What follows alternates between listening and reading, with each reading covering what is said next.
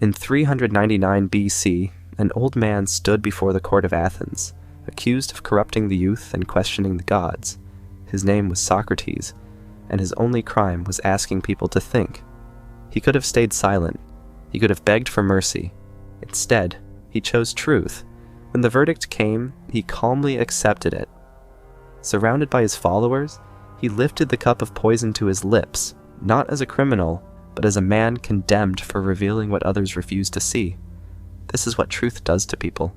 Sometimes people don't want to hear the truth because they don't want their illusions destroyed. Nietzsche understood this better than anyone. The pursuit of truth sounds noble, even heroic, but it is often a direct path to isolation, exile, and death. We praise truth seekers in textbooks, but we crucify them in their own time.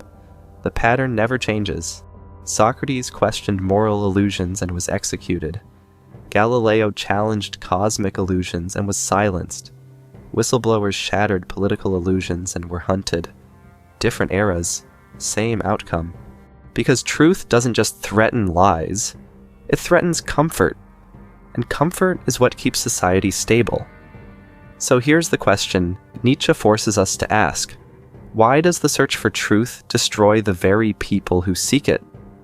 Why is genuine insight so incompatible with peace, belonging, or even sanity? And if Nietzsche was right, that illusion is humanity's shield against chaos, what happens to those who dare to live without it? But understand this from the beginning. Nietzsche wasn't warning us away from truth. He was one of history's most relentless truth seekers. He was showing us the real cost of that search, not to discourage us, but to ensure we enter it with open eyes. This isn't a story about avoiding truth. It's a story about what truth demands of those who genuinely pursue it. There are no facts, only interpretations. With this statement, Nietzsche revealed truth not as a gentle light, but as a knife. It cuts through illusion, certainly, but it also cuts through stability, identity, and the psychological structures that allow humans to function. Galileo's telescope didn't just reveal Jupiter's moons, it shattered humanity's cosmic significance. Earth wasn't the center of creation. We weren't the point of it all. This wasn't merely an astronomical correction, it was a dagger through the heart of meaning itself. The church understood this instinctively. They weren't defending a scientific position. They were defending the psychological architecture that made human existence feel purposeful. And here's what we must understand. Truth doesn't just destroy external illusions. It destroys the mind that perceives it. If you gaze long into an abyss, the abyss also gazes into you. This is Nietzsche's most haunting warning. Friedrich Nietzsche spent his life pushing philosophical inquiry beyond all safe boundaries. He questioned God, morality, meaning, truth itself. By his mid-40s, Nietzsche collapsed into complete mental breakdown. He spent the last 11 years of his life in profound madness, unable to recognize the significance of his own revolutionary work. The traditional explanation points to physical illness, likely a brain tumor. But there's a deeper question here about what happens to a mind that systematically dismantles every illusion it encounters. The isolation of the truth seeker isn't immediate. It's a gradual corrosion that happens in 3 devastating stages. First, a discovered truth creates a private schism, a silent knowledge that separates you from the consensus. You see the machinery behind the curtain, the arbitrariness of what everyone else treats as absolute.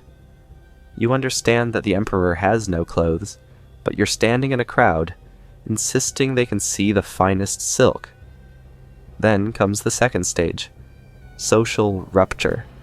When you articulate the unsayable, you become an active threat to the shared reality of your community. You've stopped being a quiet skeptic and become a dangerous heretic. People don't just disagree, they instinctively recoil, sensing you're offering a fundamental challenge to the operating system of their consciousness. The third stage is the most brutal. You must rebuild your entire worldview from the foundation up alone. every certainty you inherited about purpose, morality, identity, meaning has been revealed as constructed, arbitrary, contingent. You're left standing in a landscape stripped of the comforting fictions that orient everyone else. The pursuit of truth exacts this toll because it systematically demystifies the world, leaving the seeker navigating reality without the maps everyone else relies on. It's not that the seeker is stronger or more capable. It's that they are now burdened with a clarity that functions as a form of solitary confinement. When you see patterns others can't or won't recognize, when you understand mechanisms that most people find too disturbing to acknowledge, you become isolated by your own insight. There's no community of the genuinely awakened because genuine awakening is rare and fundamentally isolating. You can't share your vision with those who remain comfortable in the cave, to borrow Plato's metaphor. The seer stands alone with their terrible clarity, wondering if the burden of insight might actually exceed its value. This isn't philosophical melodrama. It's the lived experience of anyone who has pushed past comfortable boundaries and found themselves unable to return. The mind that seeks truth pays a price measured in sleepless nights, fractured relationships, and the peculiar torture of seeing clearly while surrounded by people who insist on their blindness. The abyss doesn't just gaze back, it consumes. But the destruction doesn't end with the isolated mind. Society itself becomes an active agent of annihilation. To understand why, we must grasp what Nietzsche meant when he proclaimed, "God is dead and we have killed him." This wasn't celebration, it was diagnosis of a crisis. Nietzsche understood that humanity had destroyed the old foundations of meaning through rational inquiry and scientific advancement, and he saw what most people refused to acknowledge. We were killing these illusions faster than we could construct new sources of meaning. Charles Darwin provides the perfect example. He didn't set out to destroy Christianity when he published On the Origin of Species in 1859, but that's exactly what his observations accomplished for millions. Evolution revealed that humans are accidental products of a meaningless process, that we have no special place in creation, that the universe wasn't designed with us in mind. Religious institutions fought back desperately because they understood what was at stake. Not doctrinal accuracy, but the entire psychological framework that told people why they mattered. Darwin hadn't just challenged a religious text, he'd torn away the story that makes existence bearable. And when you destroy that story, you don't automatically get a better one. You get the void. And when humans face the void, they don't thank the person who revealed it. They attack. We must understand society not as a passive entity that occasionally punishes heretics, but as a living organism with a powerful psychological immune system. Shared myths and values are its white blood cells. A challenging truth is a pathogen. The immune response is automatic and self-preserving. In individuals, insanity is rare, but in groups, it is the rule.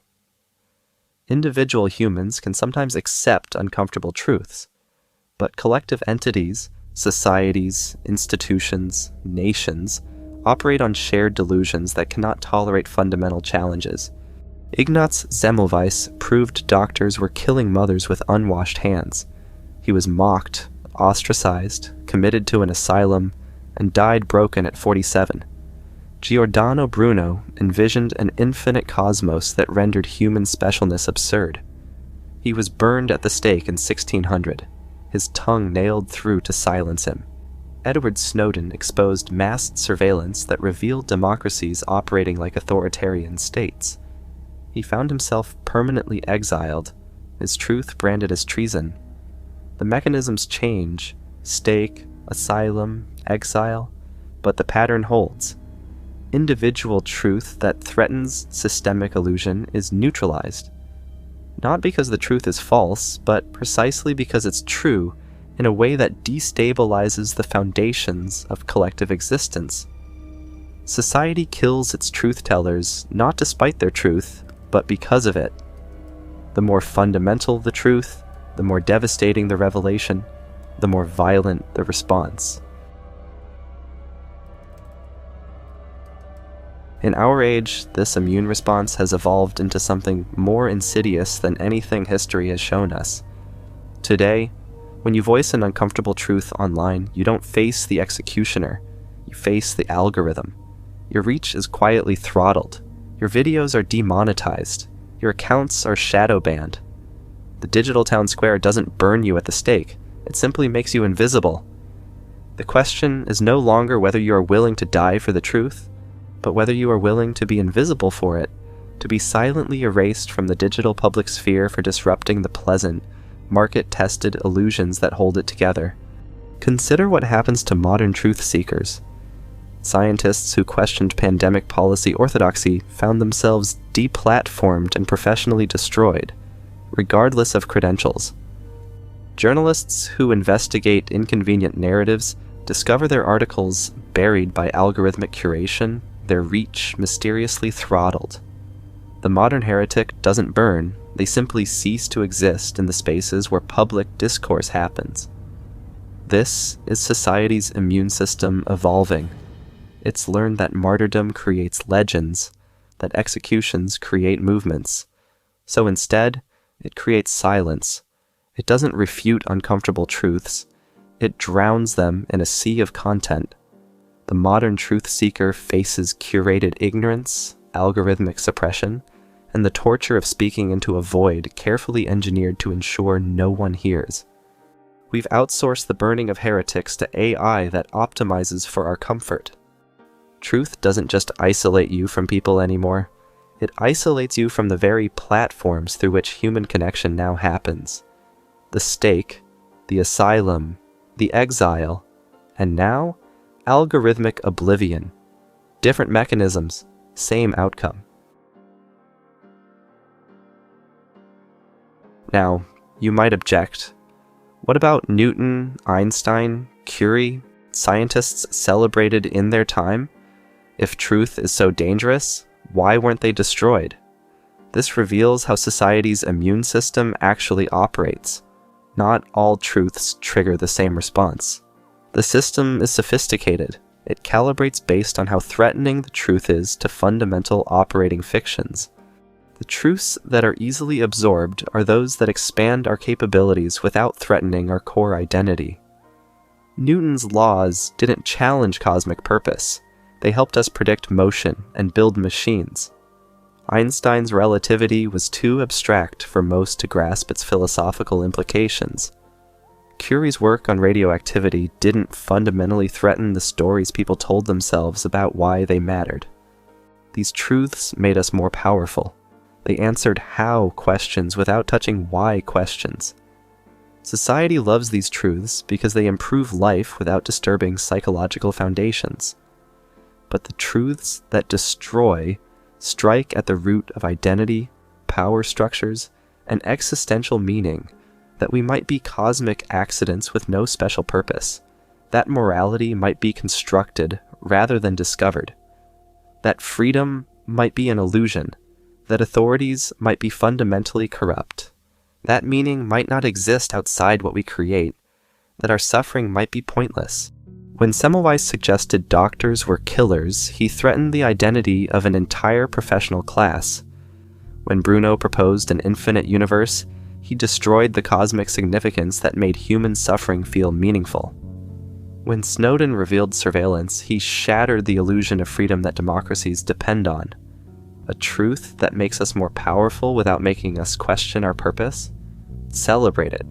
Give it a Nobel Prize. Put it in textbooks. A truth that reveals our purpose was always an illusion? Destroy the messenger with every weapon available. This is why the search for truth is fundamentally dangerous. You're not just challenging facts, you're threatening the collective dream that allows civilization to function. And civilization will defend that dream with everything it has. So we arrive at the haunting question, is there any way to survive the truth? Some do survive. They're rare, but they exist. Bertrand Russell spent his life dismantling comfortable illusions. He questioned God, morality, political power. He was imprisoned, lost positions, was barred from teaching. Yet he lived to 97, maintained friendships, experienced joy. How? He balanced ruthless truth-seeking with human connection. He didn't let truth-seeking become his entire identity. He looked into the abyss, then deliberately turned back to engage with the world. Nietzsche himself offered a possibility. We have art in order not to die of the truth. This isn't escape, it's conscious myth-making, the recognition that humans need frameworks to live by because raw, unmediated truth is psychologically unbearable. The ancient Greeks understood this. They combined philosophical rationality with rich mythology. Greek tragedy confronted devastating truths, death, fate, cosmic indifference, through the protective filter of story and beauty. This is conscious illusion, deliberately choosing stories that make existence bearable while maintaining awareness of their constructed nature. But Nietzsche offered something more. The Übermensch, not a Superman, but an artist of existence. A human who stares into the void and, instead of falling in, decides to build. He who has a why to live can bear almost any how.